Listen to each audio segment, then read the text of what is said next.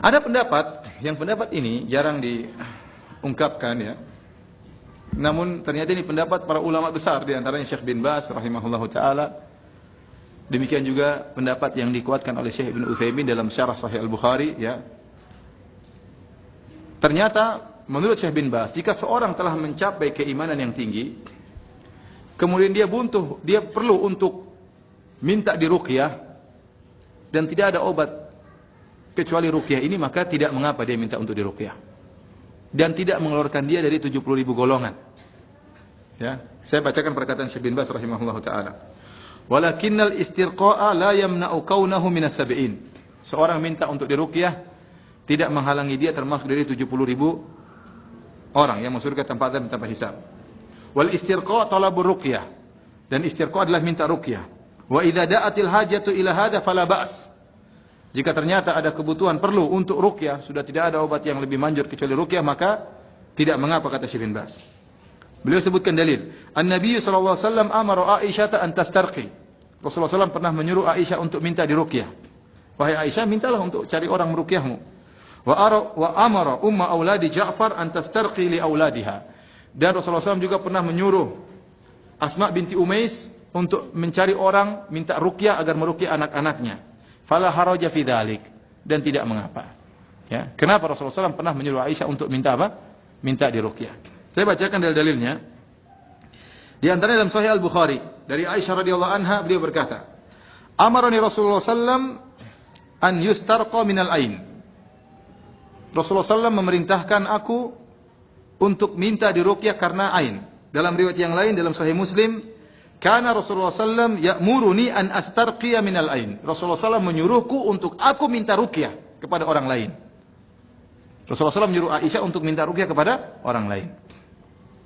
Dalam Sahih Muslim. Dalam hadis yang lain juga dari Ummu Salamah, anna Nabi sallallahu alaihi wasallam ra'a fi baitiha jariyatan fi wajhiha saf'atun.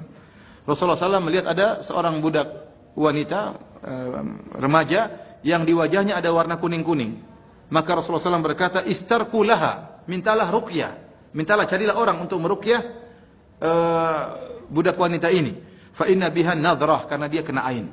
Karena dia kena ain. Ini hadis riwayat Al-Bukhari. Demikian dalam hadis riwayat Ibnu Majah.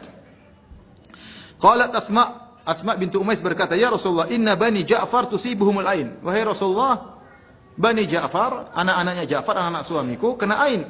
Rasulullah SAW melihat mereka dalam kondisi badannya kurus. Ya. Fa astarqi lahum, boleh enggak aku minta ruqyah untuk mereka? Kata Rasulullah SAW, "Na'am, boleh." Kata Rasulullah SAW, boleh. Oleh karenanya sebagian ulama mentakwil hadis-hadis seperti ini, bagaimana mengkompromikan dengan hadis 70.000 orang yang masuk surga tanpa azab dan tanpa hisab. Di antara ciri-ciri mereka tidak pernah minta untuk diruqyah. Sebagian ulama seperti Syekh bin Baz mengatakan boleh kalau memang benar-benar ya hajatnya kuat. Seorang benar-benar sementara dia sudah mencapai derajat tauhid yang tinggi, ternyata dia penyakitnya tidak bisa disembuhkan kecuali dengan ruqyah, maka tidak mengapa. Syekh Utsaimin juga berpendapat bahwasanya ya tidak mengapa kalau ruqyah tersebut benar-benar ya menyembuhkan. Benar-benar menyembuhkan dan sudah tidak ada pengobatan lain, maka tidak mengapa untuk minta. Ketiga, apakah benar kita tidak boleh meminta untuk diruqyah? Tidak boleh meminta diruqyah itu kalau ruqyahnya tidak syar'i. Apa itu ruqyah? Ruqyah itu minta dibacain ayat-ayat, minta dibaca-baca. Ayat kah, doa kah, namanya ruqyah. Nah, bisa saja ada ruqyah syar'iyah, ruqyah yang syar'i, benar bacaan ayatnya, benar bacaan doanya dari Nabi sallallahu alaihi wasallam. Ini namanya ruqyah syar'i, ini enggak masalah. Karena Nabi sallallahu alaihi wasallam juga diruqyah oleh Jibril alaihi salam, gitu kan? Jadi enggak ada masalah ruqyah syar'iyah. Kalaupun dia merasa ada indikasi sihir, ada apa, kemudian dia minta diruqyah, maka tidak masuk dalam koridor larangan. Tapi yang dilarang ruqyah tidak syar'i, baca-baca, tapi yang tidak syar'i. Banyak orang begitu kan? Kadang-kadang orang datang disilakan di Indonesia ini dukun dan peramal ini luar biasa, pakai istilah orang pintar. Dia nggak pakai dukun. Ya, kadang-kadang subhanallah berkedok kiai, berkedok ustadz, tapi dukun yang luar biasa gitu. Datang kemudian orang datang ke sana, lalu dia ucapin bacaan-bacaan, tapi kita nggak dengar apa yang dibaca sama dia. Kadang-kadang dikerasin sedikit, yang dikerasin mungkin bunyi ayat, tapi yang disembunyikan beda. Dan sudah saya katakan, semua ayat yang dihapus sehuruf saja, atau ditambah sehuruf, atau ditambah bahasa daerah, atau nama orang, sudah bukan lagi ayat Al-Quran.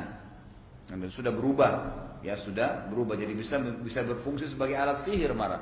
Karena tidak boleh menambah satu huruf saja, alif, atau ain, atau ba. Di salah satu ayat Al-Quran, misalnya alif lam mim, dia tambah alif lam mim ba. Maka itu sudah bukan ayat Al-Quran. Walaupun tulisannya bahasa Arab, walaupun dilantunkan seperti lantunan ayat Al-Quran, dan bisa berfungsi sebagai alat sihir.